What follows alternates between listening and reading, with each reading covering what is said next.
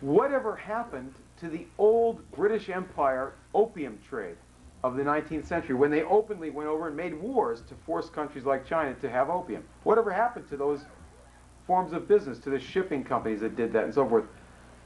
How did they leave that business and get into some other type, more legitimate business? And the answer was pretty shocking. The answer was they never did leave it, and they're still doing it. They just changed certain formats. They set up banks in different parts of the world over, but they still continued to do exactly the same business. Certain new areas were opened up, cocaine and so forth. The same thing applies in this area. The British Empire doesn't seem to be a big deal in the world, right? What's the British Empire after all? It's nothing, right? Went out of existence, more or less. Not really. What's the International Monetary Fund? What are international bankers? What is the international media? They're gangsters. Now, by gangsters I mean people who run dope, gun running, prostitution, robberies, murder, etc. And there's a political organization of this party within the Jewish community that includes people in very fancy suits. They go by the name of the Anti-Defamation League of B'nai B'rith. And then there's people who wear the clothing of an FBI provocateur like Meir Kahane, who organized terrorist parties in Brooklyn. The Hollinger Corporation is a newspaper publishing company that owns many different newspapers and probably other types of media, but it's the newspapers that we're primarily concerned about here. Now here's the board of some of the people on the board of directors. Peter Bronfman, who owns the real estate, who manages the real estate operations for the Bronfman family of Canada. Margaret Thatcher, Lord Carrington, and his partner, Henry Kissinger, from Kissinger Associates. David Brinkley, Lord Rothschild, William F. Buckley Jr., whose brother turned down our appeal, and so we have to go to, he's a judge in Washington. Paul Volcker, and Lord Wiedenfeld, who is the head of the Institute for Jewish Affairs in London, which is an Anti-Defamation League front operation over there. Now, when I say that we're talking about gangsters, this is not just using that word in some loose fashion. We're talking about, for example, Meyer Lansky.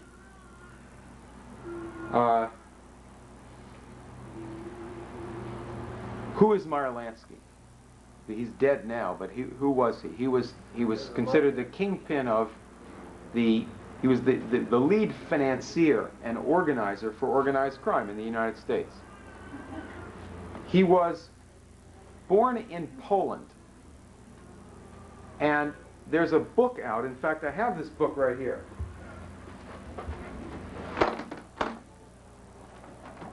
Did I bring it with me? There it is, around the floor. Here. Meyer Lansky. It's written by 3 Israelis. One of them is Yuri Dan. These people, the authors are Israeli journalists who are spokesmen for this party. They're mouthpieces for Ariel Sharon and the violent, extreme, racist, anti-Arab faction in Israel. And what they say in this book, which is entirely favorable to Meyer Lansky, is that Lansky heard from his parents in Poland about anti-Jewish attacks that were going on all the time, and learned that Jews should fight back against these attacks. So that therefore, because of these attacks, whatever somebody like Lansky does is really morally justified. And obviously they're using this to relate to what they're doing, but that's not the only thing. Because you begin to find out that they are closely related to Meyer-Lansky in their activities. And you see little incidents. If you don't know anything more than is in this book, you might not quite figure it out. But, for example, when Ariel Sharon invaded Egypt in the 1967 war, Meyer-Lansky's organization sent him a basket of champagne and cigars in Egypt. Meyer-Lansky's organization. And that's in the book. What's that all about? Isn't that weird? A general in a war, and he was criticized for doing that too. He had champagne and caviar and cigars from the Meyer-Lansky organization in the middle of this war. Now, how is that related to what we have to deal with in politics? Well, it goes back, again, to this problem that you have, that the most important things that you have to discuss with people are things that they don't even think are relevant to anything. Give you an example. Any of you go to the movies, ever? Any of you ever watch television? If you consider the fact that Hollywood was set up and has been run by killers, by satanic killers, that is, people who murder again and again and again and again. They also set up Las Vegas as a coordinated operation. That after World War II, the British Special Operations Executive, that is the secret intelligence service of the British operating out of Canada and England, set up operations for the Lansky mob to launder drug money, to run things in the Caribbean, and to run gambling operations all over the country. And these people directly set up Las Vegas completely. They set up all the lottery operations in the country. Now this is taken on a professional look to it, with professional corporations involved, supposedly not related to these people. But this is the future of the United States. We're going to be doing nothing but gambling and entertainment. You have gambling, entertainment, sex, perversion, and sports. 25 hours a day and no other industry. You don't have to do any other industry. The schools will train people to be workers in those industries, right? If this party predominates. The bootlegging, right, the gangsters, the American organized crime is entirely British. In the 1920s, under Prohibition, you have three principal figures setting that up on this end. One of them is Meyer-Lansky, who's running operations with his underling, Lucky Luciano, and Al Capone and various people in different parts of the country, especially as you got towards about 1930, completely dominating that. Then you have the Bronfman family in Canada, and a guy named Arnold Rothstein, who's in high society and goes over to England, and all of those parts of it coordinate with the lords of England. Like General Haig, the head British general in World War I. His family runs Haig Scotch, and he's a partner with Bronfman. A direct partner, not a hidden partner. They are a company, 50-50, right? And the gangsters ran all of this under the complete control of Great Britain. Murder, hijacking, arson, constant murders. The amount of murders that were involved in setting up these different things. First, the so-called, bootlegging. But then you get into the post-bootlegging operations, these same channels of dope, smuggling, and gambling, and entertainment. All by the same group. And imagine if you say, let's legalize narcotics, that'll solve the problem. Well, how much are you going to legalize? You're going to legalize murder, legalize every element of this whole thing. That's not the solution to it. Now, where does this come from? What's the background of this arrangement? You can begin to get the smell of this if you're courageous enough, if you go into your own neighborhood and talk to probably even some of your own friends and ask them about the end times. The end times, right? Oh, there's going to be a war in the Middle East. It says so in the Bible. Whoa, God says that the Jews are going to go back to Palestine. They're going to have a war with the Arabs, and that will bring on the end of the world. That's good, because God prophesies that in the Bible, and that's God's will. That's true if God is the same thing as Lord Palmerston. So that if you see somebody believing that, or telling you that they read about that in the Bible, you have to know enough and be self-confident enough to try to get that person either some sympathetic attention from a professional person, which is yourself, or else at least don't try to get involved in a crazy conversation with them, because they're reciting British propaganda. Geopolitics, that's what's called geopolitics. In other words, the religion that's gotten into American Protestants, heavily in the black community, heavily among Baptists, and of course, it's a certain heart idea of Zionism, right? Is British geopolitics. First one who proposed that the Jews need to go back to Palestine was Lord Palmerston, the British foreign minister and later prime minister. In 1840, he sent a letter to the British ambassador in Turkey. Palestine at that time was part of the Turkish Empire, the Ottoman Empire. And Lord Palmerston said, the Jews as a nation desire to return to Palestine.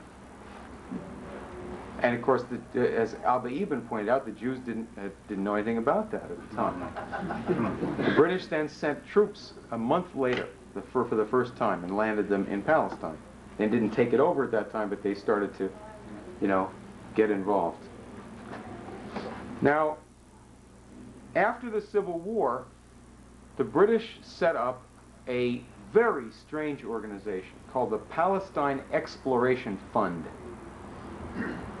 It was set up by Queen Victoria and by the United Grand Lodge of Masons and other people supporting Masonic ideas. What do? They went to Palestine, which didn't belong to Britain, as part of the Turkish Empire, and they started to dig in the city of Jerusalem. Dig for ancient temples. Dig for any ruins that might be put to a certain use by the British Empire.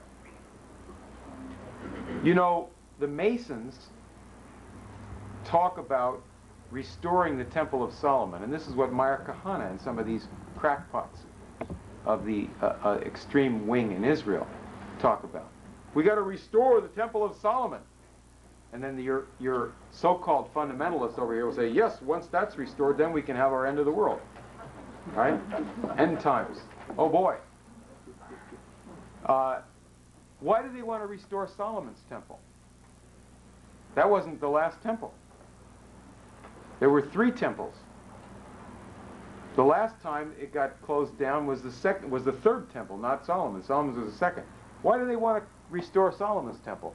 Because I think it might have to do with the fact that Solomon had more than God in his temple. He also had a few pagan gods in there, right? Read about that.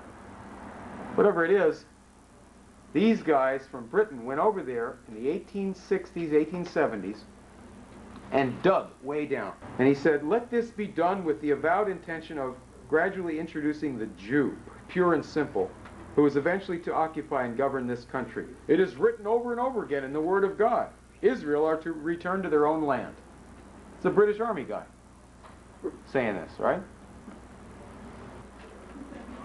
And then he goes back in 1886 to London And he starts a new Masonic organization, and it's called the Quattuor Coronati Lodge. We still have this here. We are. Now let's write this down for you specialists in the audience. Quattuor Coronati means the four crowned ones. This is a research lodge of the Freemasons, the British Freemasons. By the way, when I say Freemason, I mean British Freemasons, because as of this point in time in the world today, there's nothing but British Freemasonry. There's Prince Hall Black Freemasonry in America, which is very quiet and is intimidated by these other guys. But among white people on the whole planet, with a minor exception in France, don't say Freemasonry, say British Freemasonry, okay? It's British. Anyway, this is a special lodge they set up. This guy was the head of it. He had another job at the same time. He was police commissioner in London. And it just happened at that time that the royal family had a little problem. The grandson of the Queen married the wrong person, see? And they wanted to cover that up, and she was hustled off to an insane asylum, and all the witnesses were killed. Cut up with Masonic signs all over them. And they said, oh, it's a lone assassin named Jack the Ripper.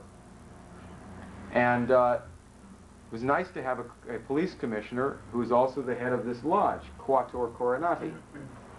Also, they had the assistant coroner who's in the same little group. And he lost his job because there was a big uproar about that, but so what? He helped the royal family out, you know. This lodge went on to do very interesting things. They produced some new groups in the world. You've heard about some of these groups. One group that they controlled was called the Theosophists. Another group that they controlled was called astrology. Astrology had been ended in Europe possibly hundreds of years before. There was some little bits of astrology that would float through France, etc., etc. But at least for 100 years, or much more than that, it was dead in France and Germany. And in the 1890s, the British reintroduced it into Germany and France. Why would they do that? Geopolitics. There was a group called the Order, capital O, Order of the Golden Dawn, that was organized by this little group in England, this research lodge, and who are the founders and promoters of Zionism also, right, in the sense of having actually undertaken this as a project. This group was later run by Aleister Crowley, who's a pretty famous Satanist who came to Hollywood and helped start Hollywood early in this century. There was another, these guys were running Freemasonic and various occultist things in Turkey to shake things up in Turkey and prepare the way for the Messiah? I doubt it. Right? Prepare the way for British geopolitical games and to control the route to India and so forth, right? It's a very strategic area, Israel, right? Palestine. Right between Europe, Asia, and Africa. So they had in Turkey all of these crazy false Muslim groups based on the Sufi tradition, run by the British. The B'nai B'rith was there in great depth, run by the British. There was a guy who went down there to Turkey from Germany and became involved with these British organizations, became a Turkish Freemason there and astrologer named Sabattendorf. I don't know if I've spelled it correctly, but he became famous later. He went back to Germany and founded another sub-order of this thing called the Tula Society, which is the people who taught Adolf Hitler about the occult. All run by the British. Houston Stewart Chamberlain was there living in southern Germany and promoting, he married Wagner's daughter and was promoting Nazism for the British. All right, so this is what they were doing. Now, The chief Zionist in the period right after this, before you actually got somebody doing something about Zionism, was a man named Lawrence Oliphant. A very strange man who was in and out of America as a spy for the British. And he wrote a letter to the Foreign Secretary of England. Now this will get you right to your neighbor's problem.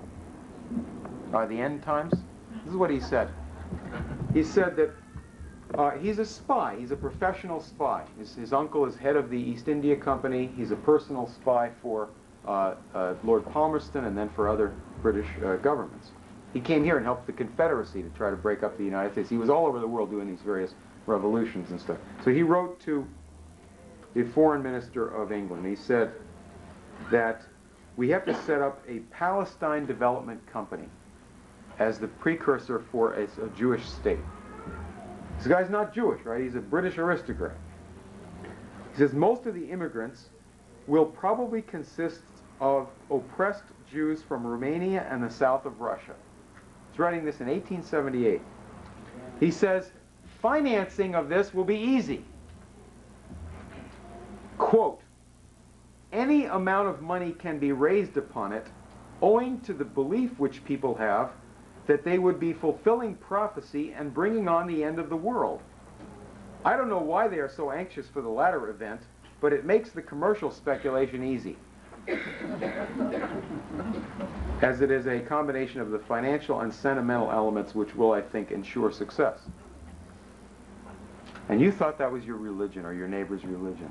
You didn't realize that it was this cheap operation by a bunch of British lunatics, right? Who say God said it. Isn't that amazing? Because they attribute a mass murder plan to God. And people buy it all over the place.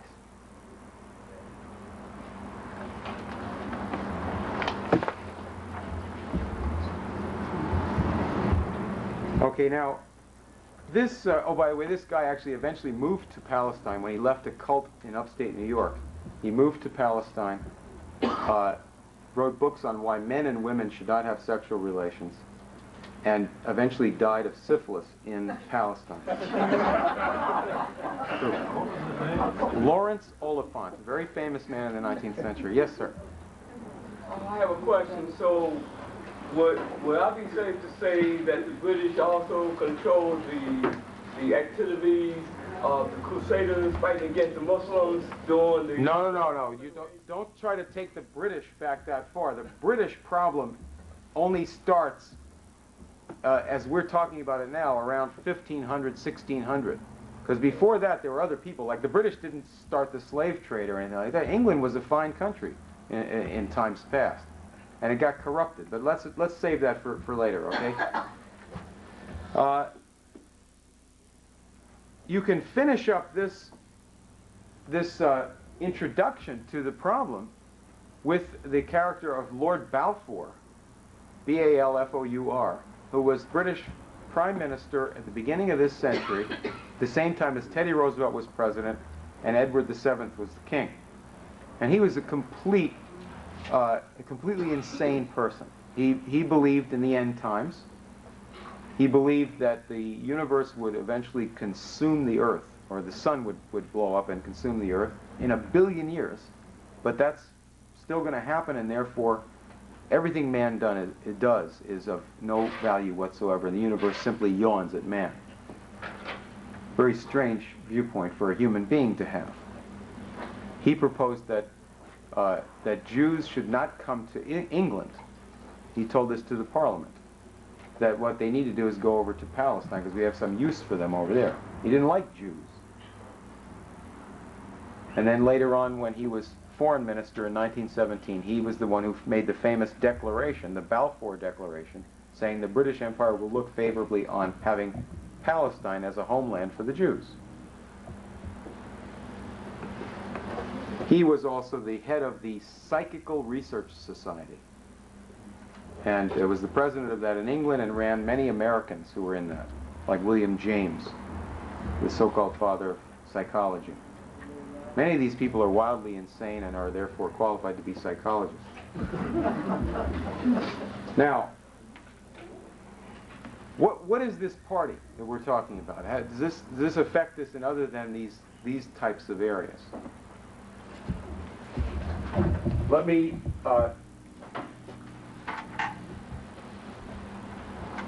bring up some California problems. In 1974, 5, 6, I forget what year, there was a young student at Stanford University. He was 19 years old. He was from North Dakota. His name was Bruce Perry. And he had a lovely young wife, 19 years old, also from North Dakota. She's also a student at Stanford, and they're living in student housing for married couples. And one night, his wife was brutally murdered in the church at Stanford University, in the college chapel. It was a satanic ritual killing, and I'm not going to describe the details. It's very gruesome and disgusting. And the body was arranged in a ritual fashion and so forth. Everybody was totally shocked. The police went to this guy's house or apartment to inform him about the murder. He comes to the door and he's covered with blood. He said it was a nosebleed. And when they tested the blood, supposedly it was not his wife's blood type. The murder was never solved. This Bruce Perry went on to become a famous psychiatrist. He is the head of the Baylor University Medical Psychiatric Operations in Texas. He is a national spokesman for the theory that there is no such thing as satanic ritual crimes. Now, this is extremely perturbing, not only because of what happened to him, but because the murder of his wife became perhaps the most famous satanic crime in American history, because it was the opening scene in a book called The Ultimate Evil, written by Maury Terry. In that book, Maury Terry, who was a newspaper man up in New York, got onto that murder by interviewing a guy who was in jail for committing some other murders, a guy named David Berkowitz, who was arrested as the Son of Sam killer in New York City. He'd supposedly killed a bunch of people in New York for no reason. He said, supposedly told the press, there's an evil dog who told me to do this. Well, then when they got into interviewing him, he said, well, actually, I took the fall for this group that I'm in. It's called the Process Church of the Final Judgment. The Process, Church of the Final Judgment. And he said, he told Maury Terry, oh, by the way, this woman, Arliss Perry, was killed by people in this cult when she interfered with what they were doing. And Charles Manson was in it too. And his whole ideology comes from this. Now, what is this thing? This is a British group that came over from England to America in the 1960s, and it's still around. Headquartered now in Canada. But this was a satanic cult. And this guy, Bruce Perry, whose wife was killed by them, is now a lecturer for the Cult Awareness Network.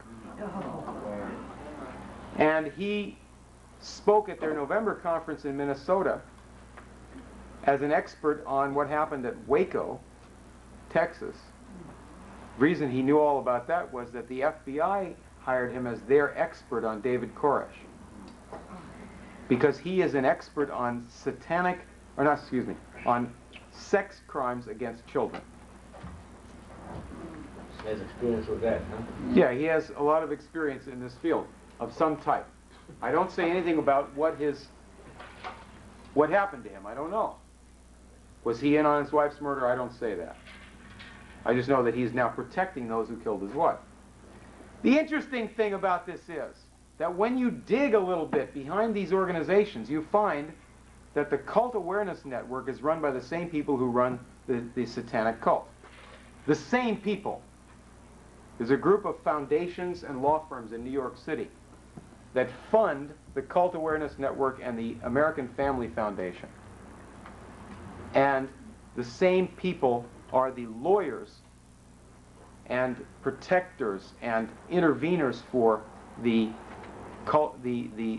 process church of the final judgment. Just an idea of what they say to their kids that they get involved in this.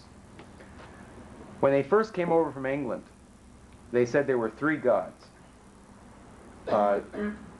Jehovah, Lucifer, and Satan. That got to be too complicated. I guess people have a lower attention span, you know, in later times in America, so they dropped Lucifer. He's not as interesting. So you just have Jehovah and Satan. And this is the format that's in their magazine. It's published was published on a monthly basis. That God is going to end the world, the sinful world, and Satan is going to execute the final judgment, right? And therefore, if you serve Satan, you're serving God. Hey, is there anything wrong with that? Doesn't that fit in with the end times? Who would assassinate mankind in a war? Who would deliberately cause a war that would result in the mass extermination of human beings? Satan would do that, right? You can't blame that on God. And that's your end times, right? Pretty sick, right? Pretty silly.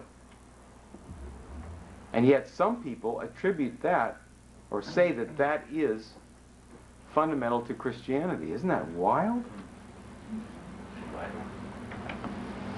Now, where does that really get you? What are you looking at when you look at that? We've had a really rough century. You know, we've had a rough century. You go back to World War I, completely senseless war. World War II, massive bloodbath, unprecedented in human history, at least in Europe anyway. And then you have the threat of nuclear annihilation, the times that we're all alive. And a pretty dangerous time right now, right? With people running around murdering people in church or while they're praying, right, en masse, to try to provoke something. Montague Norman is famous as being the head of the Bank of England for 24 years, from 1920 to 1944. Longer time than anyone else. Anybody else has just been head for 2 years.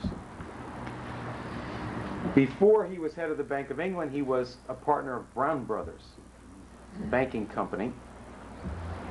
And that later merged with Harriman to become Brown Brothers Harriman. But his family firm was called Brown Brothers, and the Brown Brothers man from New York would come to Thorpe Lodge early in the century and meet with Montague Norman. They'd discuss theosophy and various occult religions. That he was Montague Norman was a theosophist. So, in the 1930s, a guy named Hjalmar Schacht used to come to Thorpe Lodge all the time. He was the economics minister of Adolf Hitler. And he'd come to Thorpe Lodge, meet with Montague Norman, Daddy, and discuss the budget of Nazi Germany. Well, how are we going to carry on for the next 6 months in Nazi Germany? Oh, great master, head of the Bank of England, who runs all world finance, and who has given the Nazi German army all of our weapons, our tanks, and our machine guns, sold by British companies that you personally control, that you personally reorganized in the German marketplace until Hitler got to be sufficiently well armed that he could carry on. And of course, his family firm, Brown Brothers Harriman, Averell Harriman, George Bush's father, and other people, partners of that Anglo-American firm, paid the Nazis as they're coming up to becoming a power, the Nazi Party.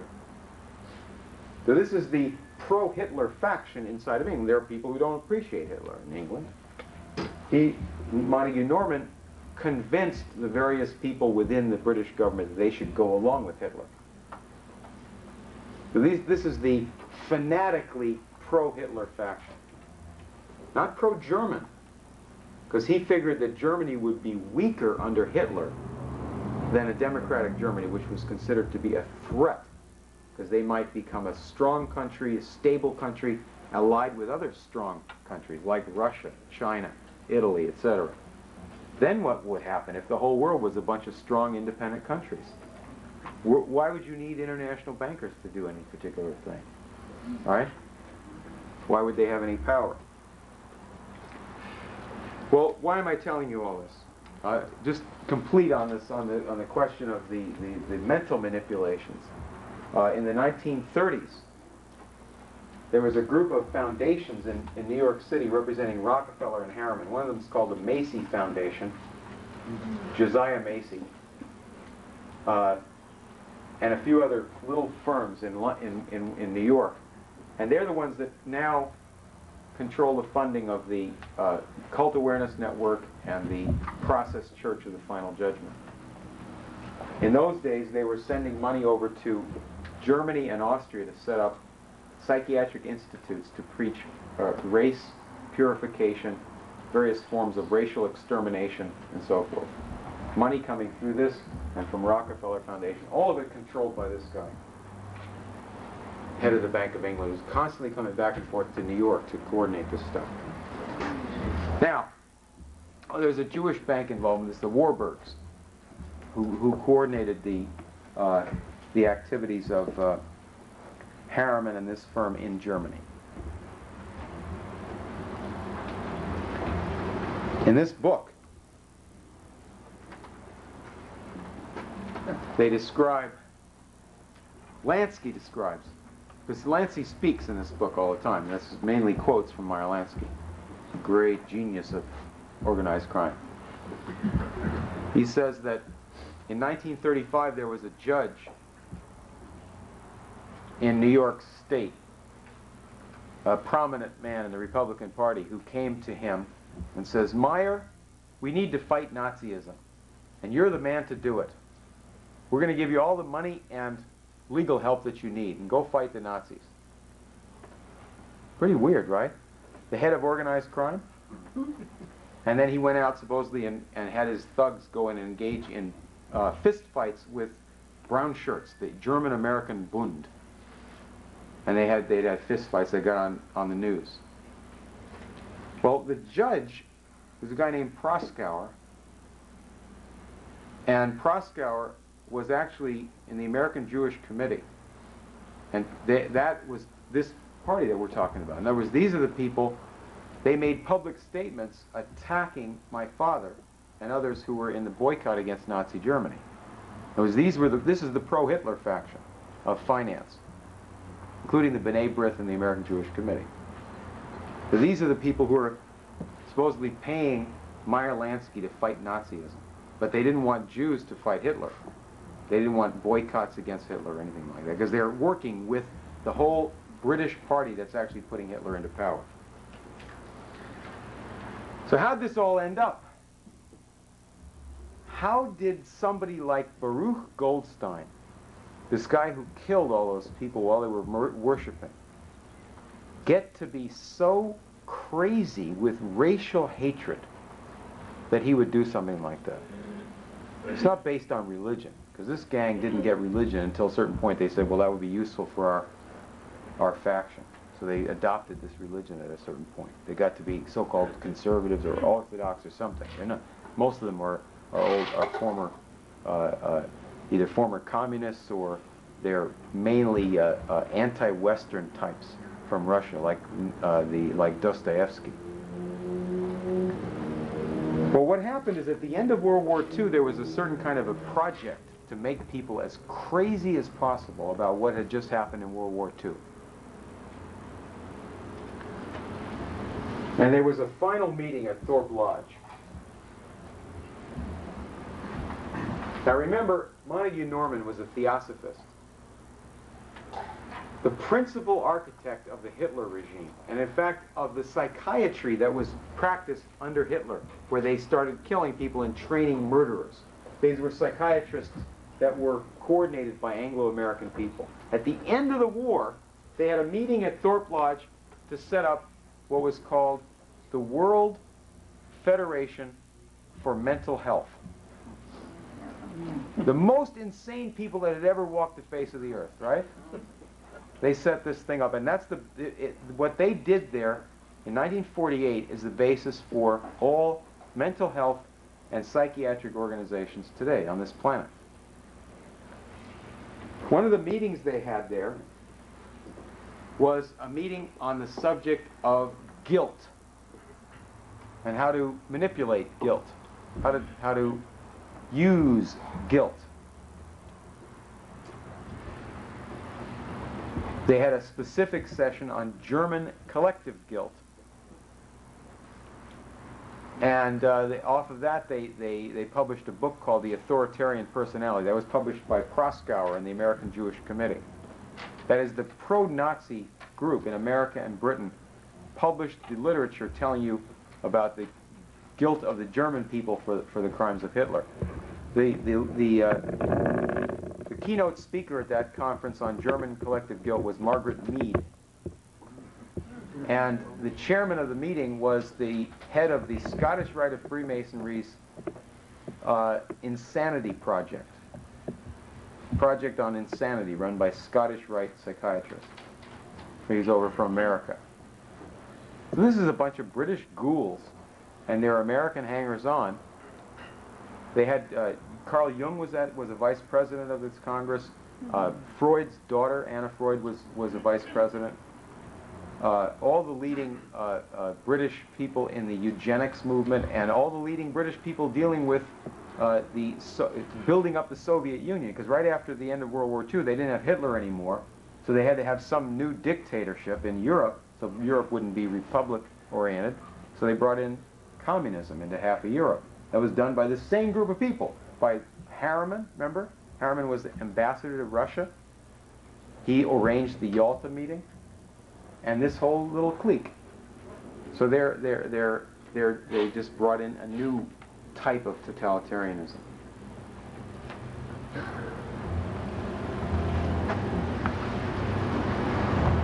Now,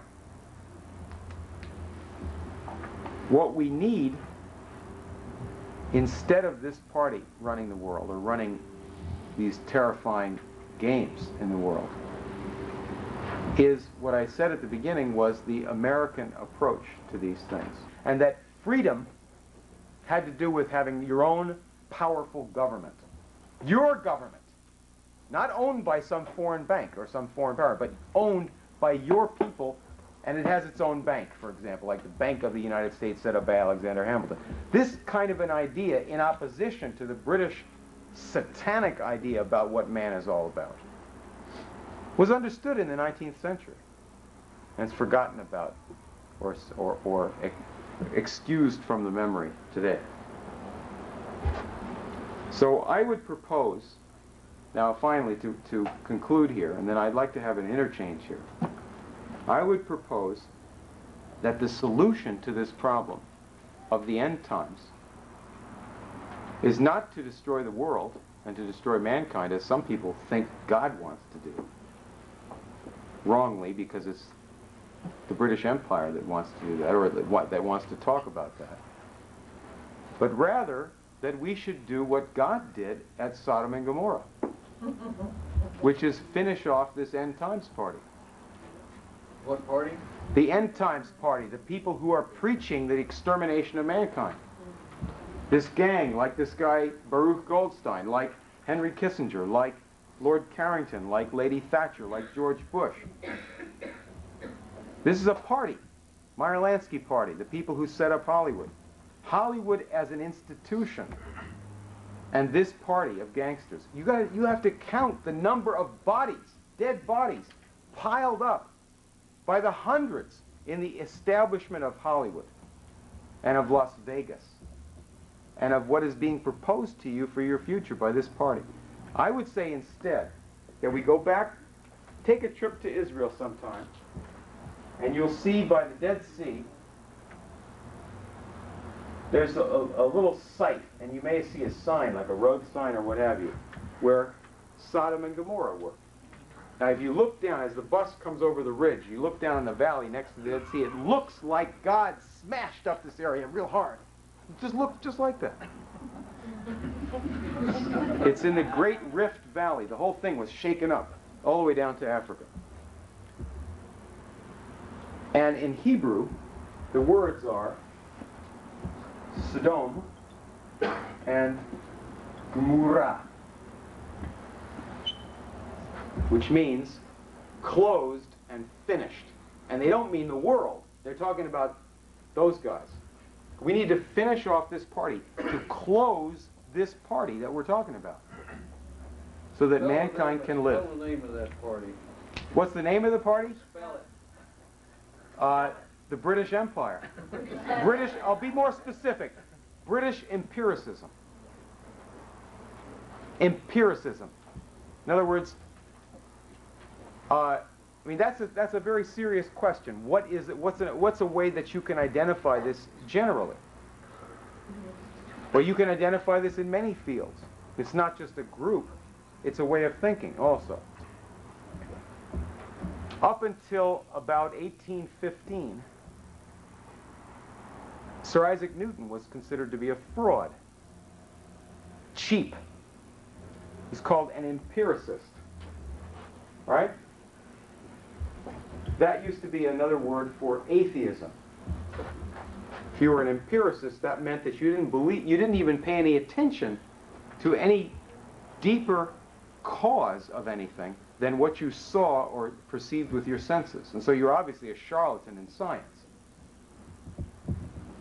But after that period, when you have these characters taking over our universities, and you have the proliferation of British Freemasonry and various forms of corruption in culture, you have all kinds of things presented to people as if they were scientific and great, until in the 20th century it becomes totally laughable and people are embarrassed to even talk about these things. For example, Picasso becomes a great artist at a certain point.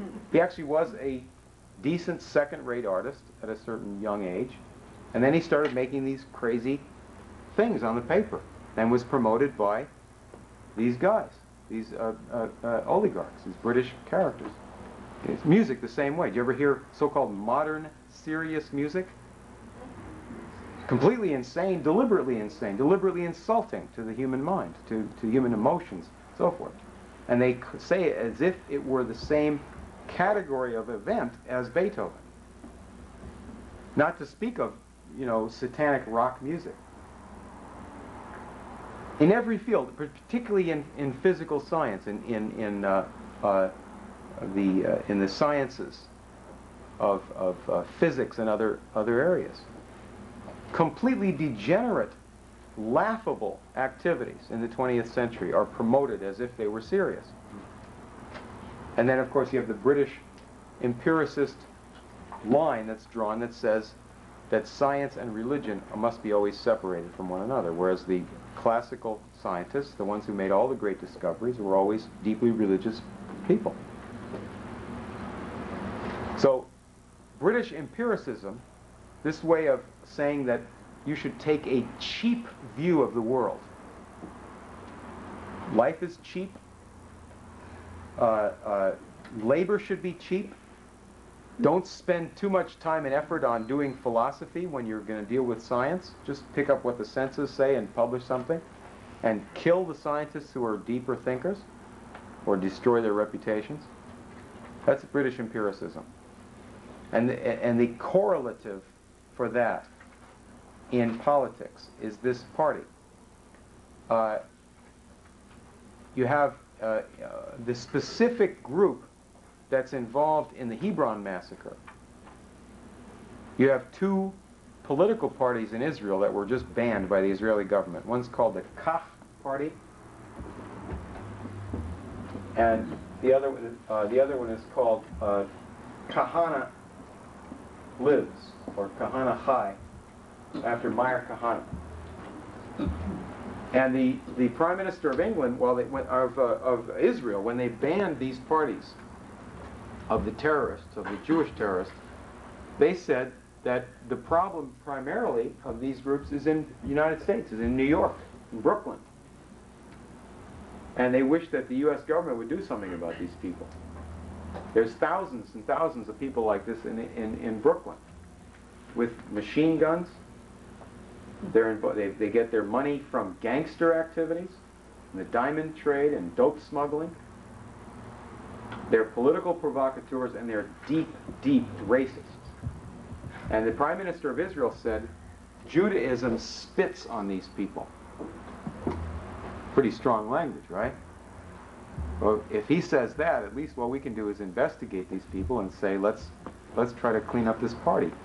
In the business world, this party is represented by, and in the political world, in the more respectable so-called political world, this party is represented by the Anti-Defamation League, ADL. And if you want to clean up this party, you have to close down the ADL.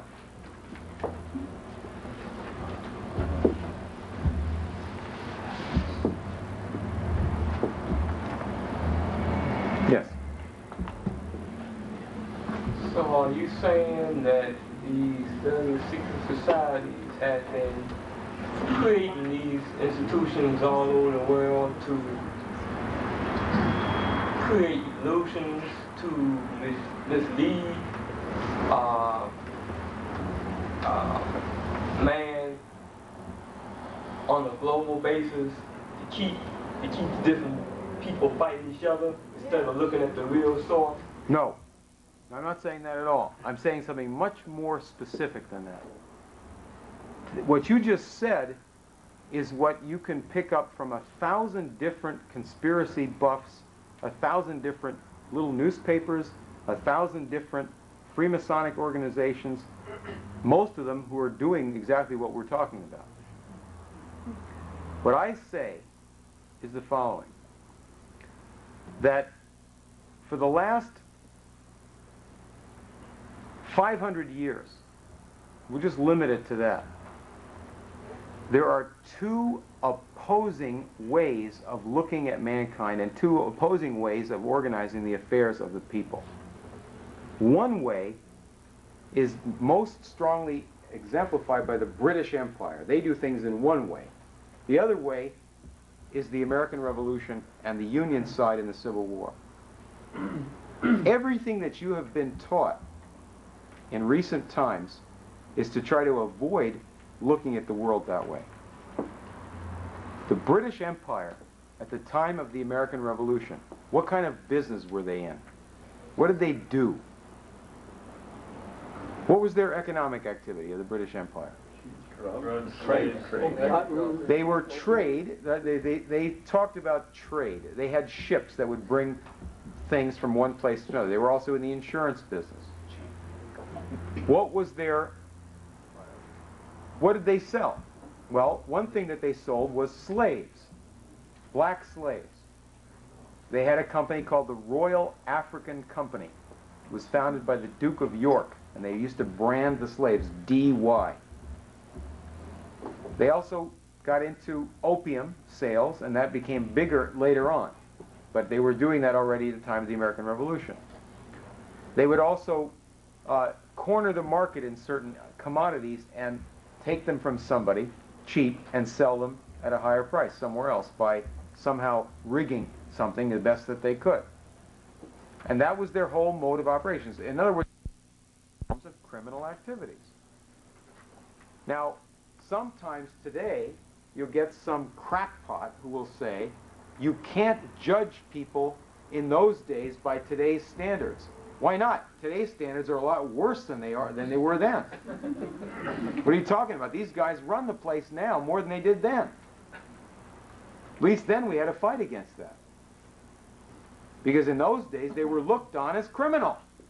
Every railroad in America was built with government financing. Not just Lincoln's railroads, the national railroads, they were built with federal government money straight out. But the local railroads all over the country, cities and states would finance them. That wasn't the most efficient way to do it. It wasn't communism.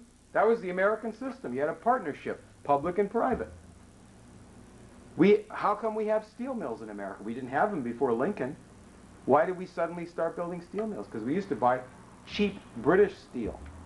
The government put a 50% tariff in. Abraham Lincoln's government. How come we have so many private farms? Whereas a lot of countries, you either have communist collectivism or you have big landowners and only a few, you know, the little guy has almost nothing? How come we have so many private farms? Family farms, or we used to. How do we get that? You had a strategy by people who at various times got themselves in power in our government, like Henry Clay or Alexander Hamilton or Abraham Lincoln, some other people. And their strategy was, let's make sure that the price of federal land that's sold to families for a farm is just the right price so that individual family farmers can afford to get it and big corporations won't buy it all up. Lincoln thought that wasn't going fast enough, so he said, let's just give it to him. If you are a private person, 21 years old age or older, or the head of a family, you get a quarter square mile of land for free, and we'll loan you the money to make sure you can build a house on it. That was the American system. We had hundreds of thousands of farms set up that way, and millions of farms set up in similar ways. The city of Venice, which is entirely based on occultism and the slave trade, set up by people who were in the slave trade in Rome going to Venice. Venice, Italy, is in many respects the originator of the British Empire, what we're talking about tonight. And they're also the originator of many of these concepts of the so-called secret societies. That is, their idea of trade and of business is to have the cheapest possible labor, to have weak governments everywhere, constantly infiltrated by their agents, and to run the world on the basis of banking, secret agreements, and secret government. There's never any constitution or any transparent government. These people in Venice, at a certain point, lost the physical power of their empire, very similar to Britain later on. And so what they did at a certain point was to send Venetian bankers, diplomats, and various types of Venetian agents into Holland and England, and eventually took complete power in those countries. Set up companies in Holland and England modeled on what the Venice slave traders did. The East India Company of both England and Holland, and the West Indies Company of Holland, slave traders and looters of Asia, which is what had been done by the Venetians, but also the black slave trade, because Venice was the first European power to do that. And the Venetian idea of slavery, of secret government, of man's degradation, of cults, of the Kabbalah, and so forth, that gets into England. They take over Britain, and eventually Britain becomes the capital of the slave trade. So, and Holland as well. But Holland, at a certain point, is like a minor partner of Great Britain under Britain's power. Yes. B'nai B'rith, which is, the words mean sons of the covenant. It's Hebrew words. B'nai B'rith was set up allegedly in 1843 in New York City by approximately 12 obscure Freemasons. The B'nai B'rith was quickly centered actually in Cincinnati in the 1850s. And its virtual sole preoccupation was a very small organization. By the time of the Civil War, it had about between 1,000 and 1,500 members in America. Its preoccupation was to build up the party that was trying to break up the United States. They ran various southern and northern, which were called Copperhead, political operations. And we've written a lot about this. I don't want to go into a whole lot of detail on that. But these people, even though most of the Jewish people in America were living in the north, especially after immigrants came in from Germany, and most of the Jewish people in the Civil War were pro-Union, the B'nai B'rith was entirely pro-Confederate. And many of its leaders were arrested by the United States as Confederate spies during the American Civil War, including the head of the B'nai B'rith operation in Washington, D.C., Simon Wolfe. He was arrested almost immediately upon coming to Washington by the head of Lincoln's Secret Service. Later on, he was a close friend of John Wilkes Booth, and the day that Lincoln was assassinated, he went drinking with John Wilkes Booth, and they supposedly talked about John Wilkes Booth's personal problems, and a few hours later, Wilkes Booth killed Lincoln. This is a part of the British Party in Freemasonry, the British faction in politics. And they're allied to other British operators. So you can't understand this without, again, going back to this question of Great Britain. Remember that we had a revolution against England. And then a generation later, that was in 1776. In 1812, we had another war against England, the Second War of Independence. They wanted to take the country back. We beat them in that war. Then there was a civil war later on, 1861. And the British supplied guns to the South. They wanted to break up the United States. They didn't want to have any free countries anywhere. They didn't want to have any strong nations anywhere. So they whipped up the Southerners to fight against the United States. They lost that. They didn't give up. They still had, in fact, they had more and more power as an empire.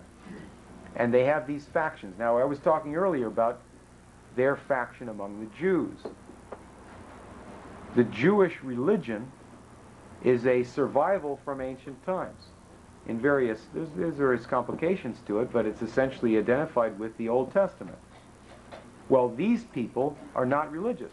The B'nai B'rith is a social organization, a political organization, and the basis of the B'nai B'rith is a political manipulation of race.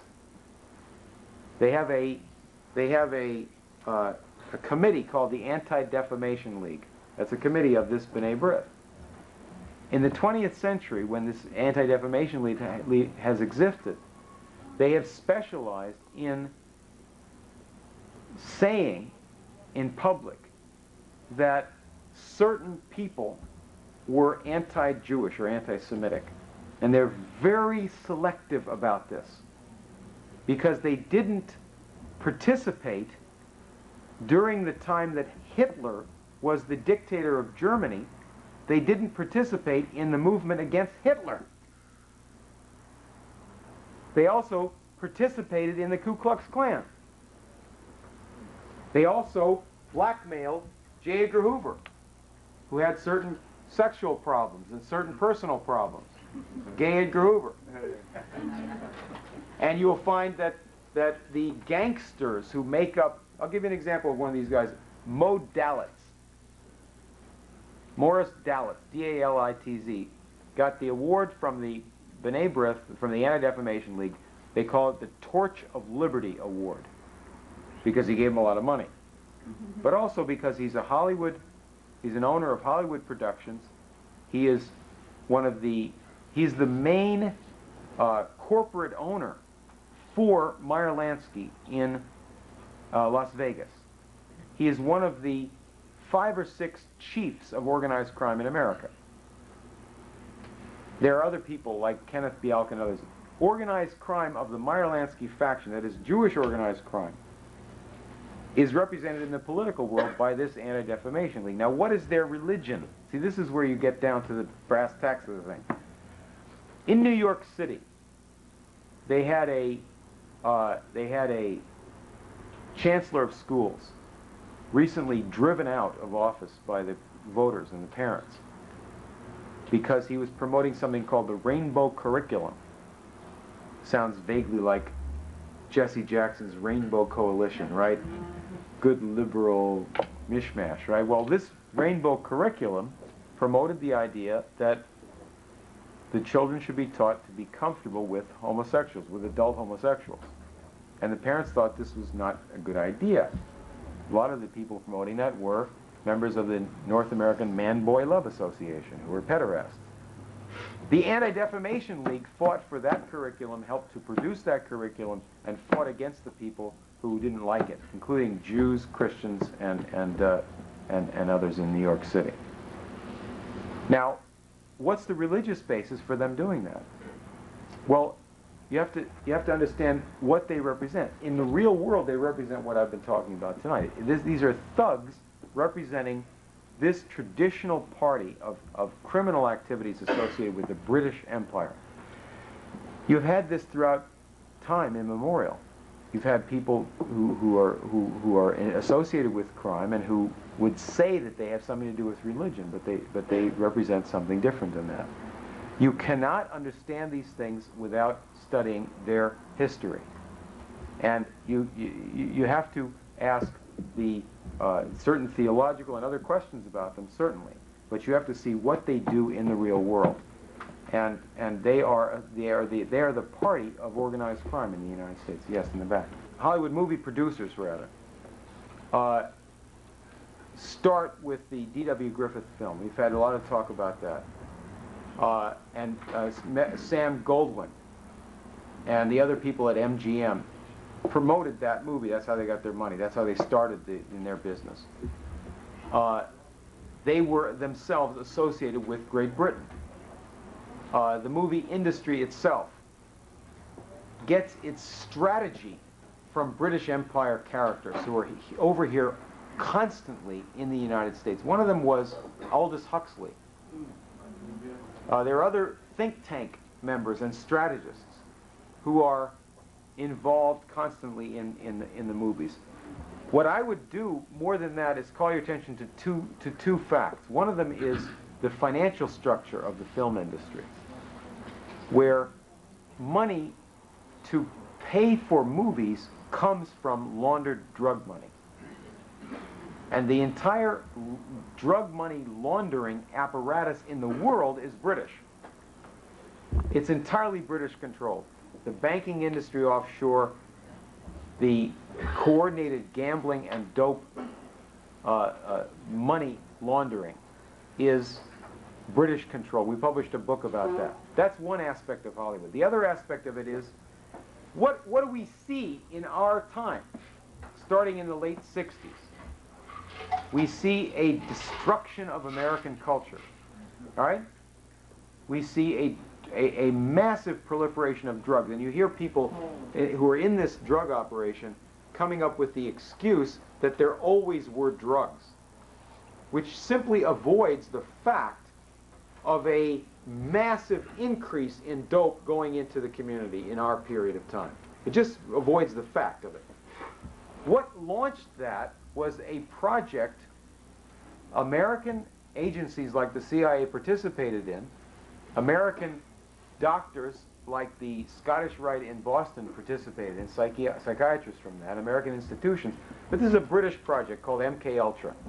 It's run by the British special operations executive that had been involved in this type of thing since World War II.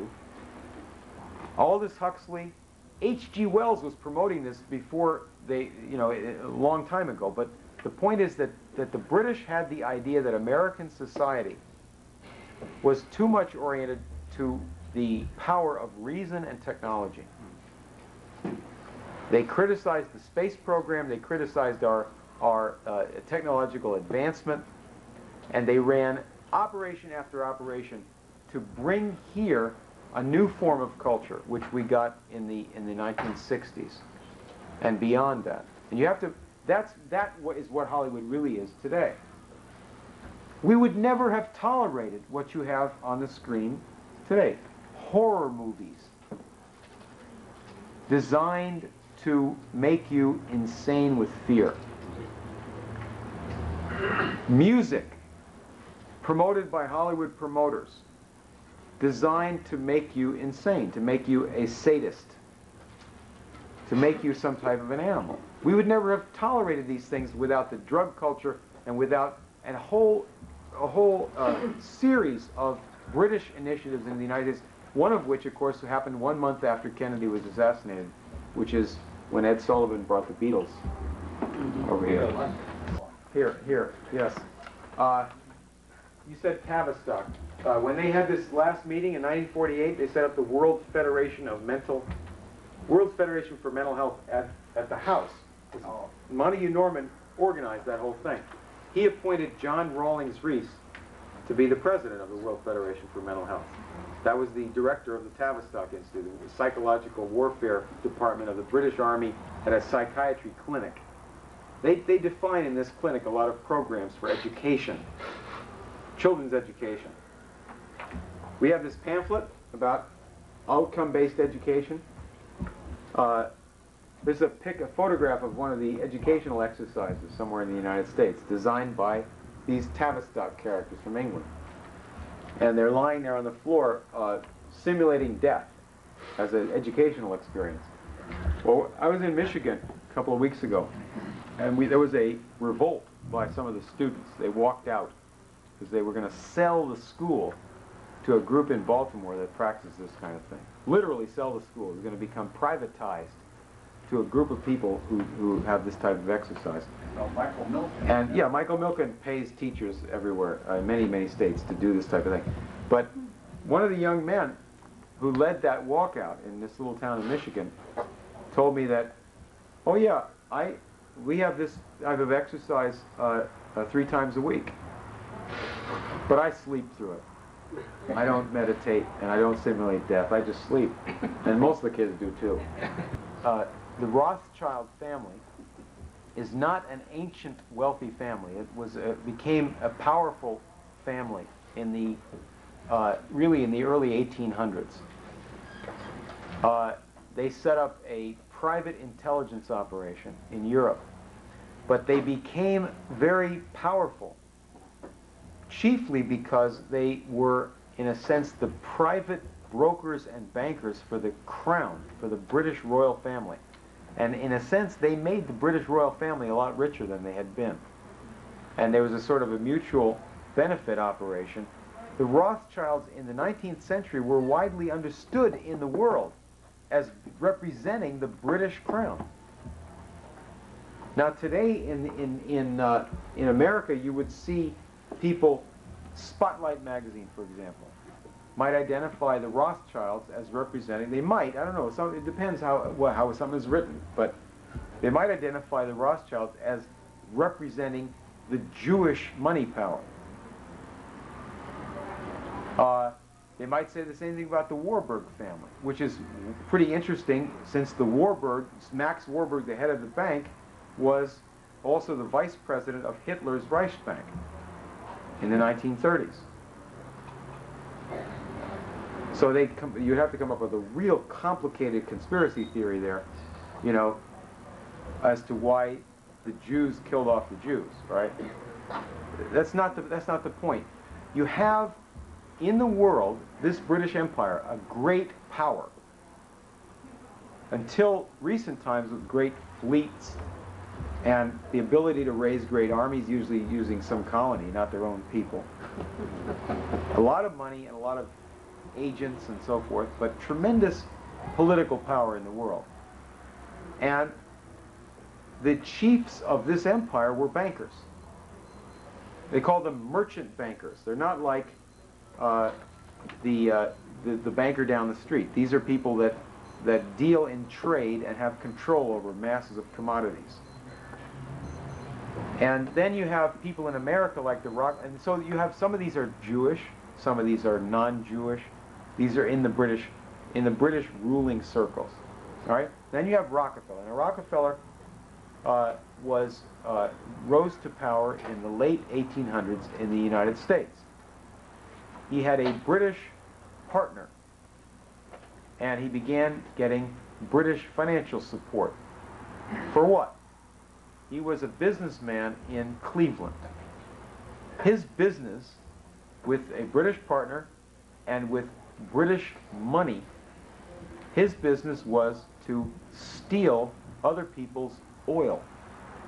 And he set up a refining business and a shipping business to channel other people's oil wells and their products into his control, his financial control. In the beginning, he never drilled an oil well. And he came to dominate the entire American oil business that had been originated by a bunch of industrial and Republican patriots in Pennsylvania who were scientific people and who wanted to do some good for the country. Rockefeller stole their industry from them with entirely British backing. And then the British faction on Wall Street said to John D. Rockefeller, people don't like what you're doing. They think you're a thief. What you need to do is have a foundation that will do some good in the world and will look like it's doing some good, and you got to turn that over to some British people to run. Turn over all your money to these people, and that'll do some real good. And the Rockefeller Foundation then was a fund of money that ran the Rockefeller family. That's the way it really works, is that the money runs the family. The family devotes itself to the money that's passed down and to the projects of the family, but there's a fund that's operated by some of the members of the family and by some experts in finance and by some political experts and some dirty tricks experts and so forth. Each one of these families that gets to be like this in alliance with the British. Family funds. And all of these people have an idea about what they want to do in the world different from the American Revolution. They are opposed to the American Revolution. They're opposed to the concepts that are in the Declaration of Independence or the Constitution. And they're always allied with Britain. Like they wanted to have the U.S. go to war in World War I on the side of England against Germany. That type of thing. So in the case of Rothschild and Rockefeller, they come from different origins, but both of them are identified politically with the British Empire. Exactly, yes.